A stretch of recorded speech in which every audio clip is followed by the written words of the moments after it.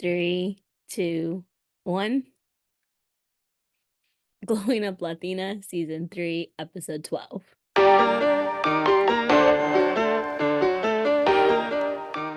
Hey, everybody. Welcome to another episode of Glowing Up Latina. I'm Kristina, and that is it. There is nobody else here with me. As we announced last episode, Lyana has left the podcast. So, yeah, it'll just be me and Amanda. And Amanda will be out all of January dealing with some personal matters. So it will be me. Yay for you guys. I guess first I have to start off by saying happy 2024. So excited for this new year. So excited to see what happens with you guys, this journey that we're going on together. It's been great. Very grateful for it. Very thankful for it. So, okay, so as I said, it'll just be me this January 2024, kicking off the new year with you guys. And my goal for this month is really to just like test out different types of episodes and kind of see like what you guys like, what you don't like, really wanting to try some new things in the beginning of this new year. So, the first episode that you're getting is just me, and we'll see how that goes. I'm actually like way nervous. I feel like it's much easier with other people around for whatever reason. But as this month goes on, I would really love to hear y'all's feedback so that we can continue to bring you a show that y'all are excited to tune into, because I love doing this and I love when y'all love what we're doing here. So there's that. And then one other announcement. Do not forget, we are still taking submissions for our season 3 finale. We have some really great submissions so far, especially the anonymous ones. Loving it, you guys. Y'all always amaze me with how willing y'all are to like be open with us and share with us and participate in the things that we do. So we do post a weekly question box on Instagram. We're doing really well with it so far. I'm remembering to do it every week. Love that for us. And also on that question box, you'll see the Google form link down on the bottom there for anonymous submissions, because we want you to feel comfortable with whatever you're sharing. And you can also find the submission link in our show notes, don't forget. And by the time you are listening to this podcast, there are only a few days left to enter our giveaway. So make sure you go find the pin post on our Instagram, like it, tag 3 people in the comments, and make sure you're following us. That'll get you 1 entry. To double your chances of winning, you can share your favorite Lyana moment from the podcast. And then we will have a drawing and we will announce the winner on our Instagram. So be sure to do that, because you'll be getting a limited edition shirt. It features all 3 of us on it, and it has the little phrase, "Keep glowing." If that interests you, you can go see the picture on our Instagram. Okay, you guys, let's get into this episode. I don't know if you can tell, but I'm very nervous. I've messed up a lot. There are going to be a lot of edits in this one, and we're only in the beginning. That's so exciting. But speaking of the beginning, we are in the very beginning of 2024. So maybe you have some goals you want to accomplish. I know that I do, and I want to help you accomplish your goals this year. I want us to accomplish our goals together. So for this episode, I will be giving you some tips on how we're going to do this. And really what I have laid out here is some self-reflection. Y'all know we love to do that on this podcast. And kind of how to like create your plan to achieve your goals, to lay your goals out. I know I really fall in the trap sometimes of setting out these grand goals for myself, but no plan on how I'm going to achieve them. And then the year passes me by and I'm like, oh, what's happened? How did I not accomplish any of my goals? That doesn't make any sense. So we're going to avoid that this year, though. We are going to avoid that. I want us to accomplish our goals together, and I want us to give each other a big virtual pat on the back at the end of the year when we have made great strides. So how are we going to accomplish our goals? Well, like I said, first we have to do some self-reflection. We have to reflect on 2023. What were your wins during 2023? You have to celebrate them. You made it through a whole year, and that's a really big deal. I know I'm very proud of myself for just making it through 2023 to begin with. Next, you have to look at the areas that you are wanting to look different, be different, feel different in 2024. What are the changes that you want to make? So if you listened to 2 episodes ago, you know that I mentioned that I really wanna get my physical health back on track. That's really my main focus for 2024, that and my finances, but we're focusing on physical health for this episode. I think I made some small strides in 2023, mainly not drinking. That was the really big one that I did, but I know I can 100% do better, and so that's what I'm focusing on for 2024. My physical health is my top priority, and if the things that I am doing are not getting me to my goal, physical health, then I need to do something different. I need to change my mindset. I need to change my surroundings. I need to change whatever that's going to help me get there at the end of this year. So, lastly, you're going to ask yourself, what is your end goal? What does the life I want look like, and how can I get there? Right? So, that's 3 questions. What were your wins during 2023? And what areas are you wanting something different in 2024? And what is your end goal? What does that look like, and how can you get there? And these are really big picture thinking questions because, again, we're reflecting on 2023 to help us create our goals for 2024. So, we are going to pick specific, realistic, and trackable goals. That's really going to help us define our goals. We want to define our goals because defining them helps us to figure out what we're going to track so that we get a little win and that happy feeling when we check it off our list or mark the box on our phone or whatever. I am very much like an instant gratification person. So when I don't think I'm getting like the results that I want or like deserve, I can get very discouraged. But I also love checking things off a list. So, if I like for my physical health, I want to go to the gym every day, but I also need to drink more water, eat more vegetables, just work on movement in my body by stretching at the end of the night, stretching in the morning when I get up. So maybe one day I don't go to the gym that day, but I stretch before bed, stretch when I wake up, and drink all of my water for the day. Those are 3 things that I can track that are working towards my bigger goal. And when I check it off, I'll get a very happy feeling at the end of the day. However, you need to make sure that your goals are specific. Like being specific is so important because if it's not trackable, then you could fall into the trap of feeling like you're not accomplishing anything, like you're not doing enough. And we want to avoid that. So, an example would be my goal for 2024 is to be happy, which I think is a great goal. And if that is your goal for 2024, go for it.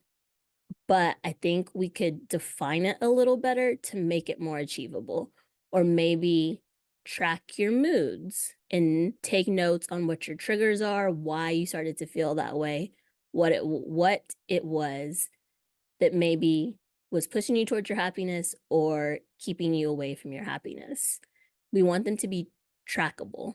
So the more specific they are, the better. Third step, we're going to connect every goal we have to a why. I want to do X so that I can Y. But in this case, it's like I want to do X so that I can Z. I guess I should have said Y was not the greatest letter used there. But we want to make a connection with our goal because when we make a personal connection with it, it becomes easier to envision, easier to make a plan of attack so that we can achieve it. So for me, I want to be physically healthier for a lot of reasons. But the main reason I think I was really I don't want to say pushed, but the main reason that this became a goal of mine was I wasn't happy with the way that I looked. I gained weight in college and my weight has been pretty steady as of recent, but I'm not always completely comfortable in my body or as comfortable as one should be in their body. So I want to be more comfortable in my body, but also about maybe a year and some change ago, I was given a pre-diabetes diagnosis and I made some small changes over the year. So at my 2023 checkup, I was seeing that those small changes worked. I'm about like zero point 0.1 points away, if that makes sense. So like 0.10 points away from having an A1C level that is within normal range. And as we have talked about on this podcast before, diabetes is a condition that is prevalent in the Latinx community. So I really want to make sure that I avoid that and do everything that I can now so that I do not develop diabetes later on in my life or even within the next couple of years. So my focus is really on wanting a normal A1C level and overall focusing on my health so that I can have more energy, have a clearer mind, and hopefully live a very long life. So that's my why. I want to work on my physical health so that I can get myself out of that pre-diabetes range and have a normal A1C level so I can feel more comfortable in my body so that I can have more energy, have a clearer mind, and hopefully live a long life. So you have to look at the goal that you want for yourself and really determine why you want to do it. What's pushing you in this area of your life to be better, to achieve this thing, to accomplish this task, whatever it may be. Why do you want to do it? So after we made our connection, we're going to start small and start now. So what that means is we are working to create the bigger habit that we want. For me and my physical health, that means I want to work out in the morning, especially on the days that I go into the office. So, what does starting small look like? That means, say I leave my apartment at 9 o'clock in the morning, and I know it takes me at least an hour to get ready. That means I would normally get up at 8 o'clock. But if I want to work out, then I know I need to be done with the gym by latest 7:45 so that I can shower, get ready for work, and be out the door on time, which means I need to be up no later than 6 a.m. But if I'm getting up at 8 o'clock in the morning every day, getting up at 6 a.m. is going to be a bit of a shock. I'm personally a morning person, so the increments that I would increase my wake up time, I think are a bit bigger than someone who gets up at, say, 9 o'clock every day or 10 o'clock, you know? I would probably go in 30 to 45-minute increments, whereas someone who has a tougher time getting up in the morning may only increase their wake up time by 10, 15, 20 minutes. So the first week, I'm waking up at 7:15. Second week, 6:30. And then by the third week, I'm up at 6 a.m. and ready to go to the gym. And the thing is you may be thinking, well, when you're waking up at 7:15, you don't have enough time to go to the gym. And when you're waking up at 6:30, you don't have time to go to the gym. So you're wasting 2 weeks. But let's not look at it that way anymore. Let's look at it like, while I'm not actively doing my goal, which is going to the gym, I'm working towards my goal by creating habits that will help me achieve what I want. So I want to be up by 6 a.m., but I feel like I personally would burn out very fast if I went from waking up at 8 a.m. every day to waking up at 6 a.m. every day. I feel like in the beginning, I have really good momentum because I'm really excited and jazzed about the new thing that I'm trying to do, about the new goal that I'm trying to accomplish. But this, realistically, working on my physical health is going to take me probably the course of the entire year to see the results that I personally want.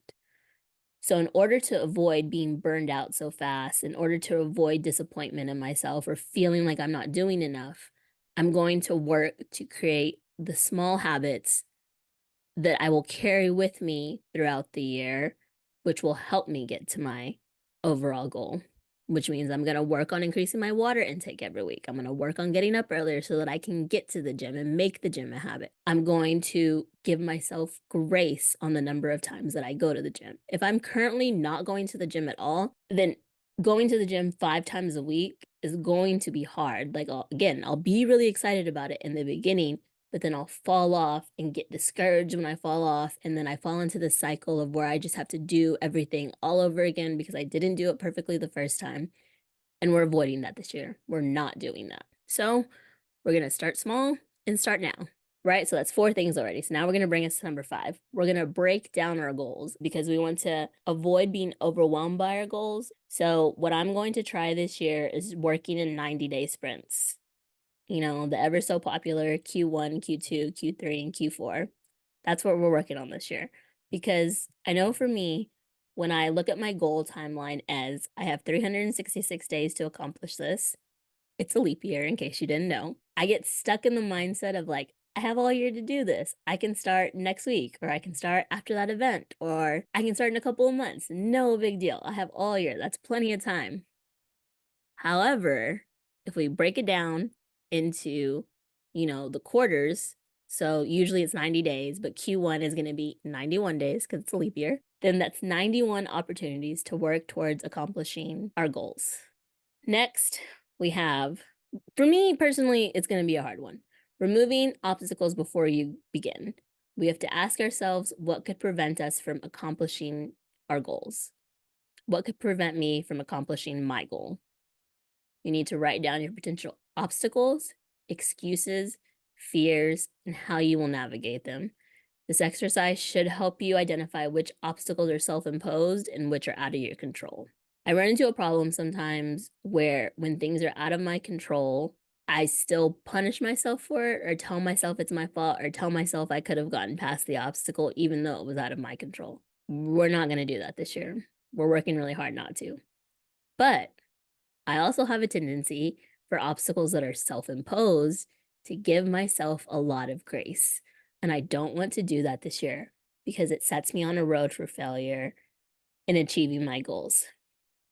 So, for instance, for me, a fear that I have, an obstacle that I foresee myself having in this physical health slash comfortability in my body journey is I am slightly scared that with whatever weight I lose, I'll still feel insecure even at my goal weight.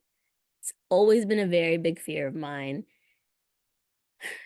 And I feel like I use it as a crutch to kind of stay where I am, stay in this like uncomfortability level that I am at, because that's just like more self-work that I have to do if I get to my goal weight and I'm not happy with it. That's an internal thing that I have to take on and fix and work through.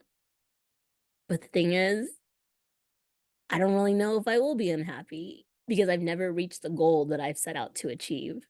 And the only way that I can know whether this fear will be realized or not is if I reach my goal.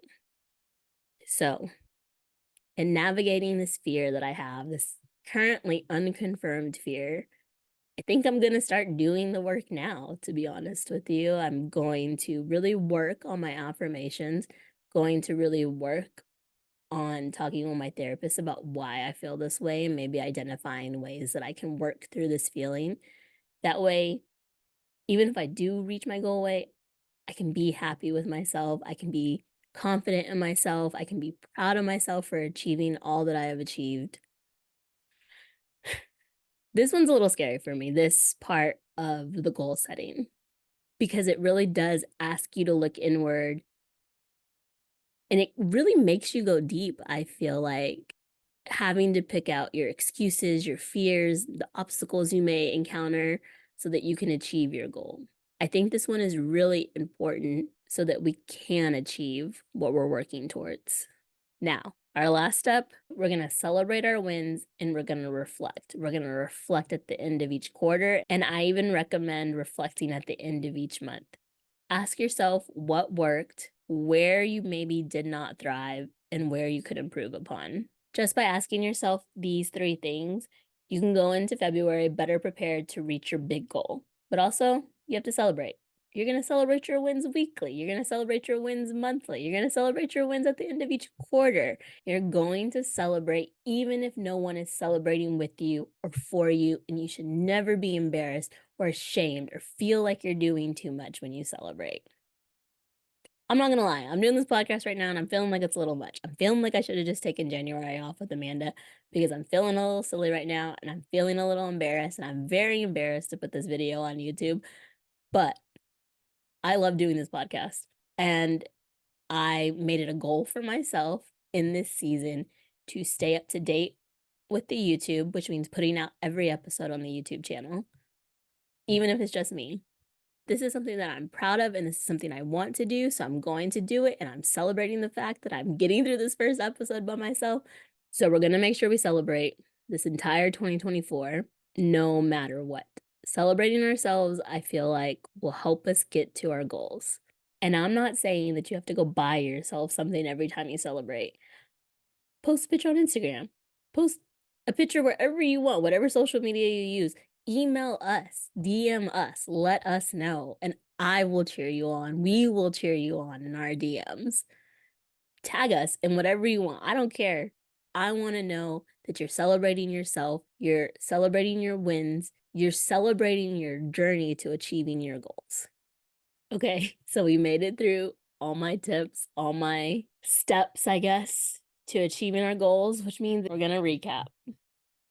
So we're going to reflect on 2023. We're going to ask ourselves, what were my wins during 2023? And what areas am I wanting something different in 2024? What is my end goal for 2024? What does the life I want look like? And how can I get there?